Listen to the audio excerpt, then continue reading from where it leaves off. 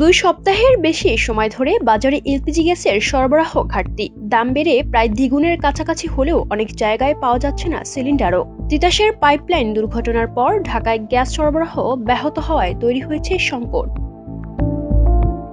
খুচরা ব্যবসায়ীরা বলছেন, চলতি মাসের শুরু থেকেই দোকানে গ্যাস সরবরাহ কম।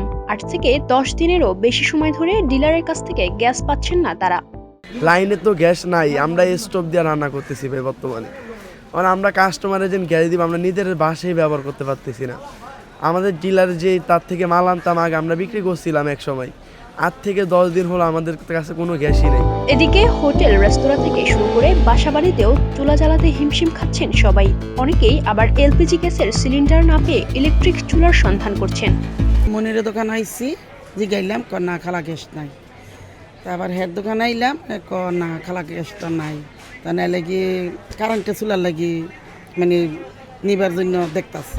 এদিকে ডিলারদের দাবি, বেশ কয়েকদিন ধরেই চাহিদা অনুযায়ী গ্যাস না পাওয়ায় খুচরা দোকানীদের কাছে সিলিন্ডার বিক্রি করতেই পারছেন না তারা। তাদের দাবি, আগের তুলনায় কোম্পানি গ্যাসের সরবরাহ কমিয়েছে। পরিস্থিতি বুঝতেই পারছেন, গ্যাস তো নাই, গ্যাস তো চাহিদা মতো আমরা পাইতেছি না। যতটুকু পরিমাণ গ্যাস লাগে অতটুকু পরিমাণ গ্যাস তো আমরা দিতেছি না কোম্পানি। কুরসা যাদের কাছে নিচে আমরা তো 1350 টাকা করে বিক্রি করতেছি। কোম্পানির ডিও রেট আমাদের 1300 টাকা, এন থেকে হালকা কিছু ভাড়া আমরা পাই। কিন্তু গাড়ির নিয়মিত যদি গ্যাসটা আসতো তাহলে তো আমরা আরেকটু কমে বেচতে পারলাম হইলে, কিন্তু নিয়মিত গ্যাস তো অ্যাভেলেবেল কোম্পানি দিতেছে না। গ্যাস সরবরাহ কম থাকায় দেশের মধ্যে সবচেয়ে বেশি ভোগান্তিতে পড়েছেন ঢাকাবাসী। কবে নাগাদ এই সংকট কাটবে তা এখনো অনিশ্চিত। এদিকে কারো যোগসাজশে এমন পরিস্থিতি কিনা তাও খতিয়ে দেখার দাবি সাধারণ মানুষের। Desk report, campus Times.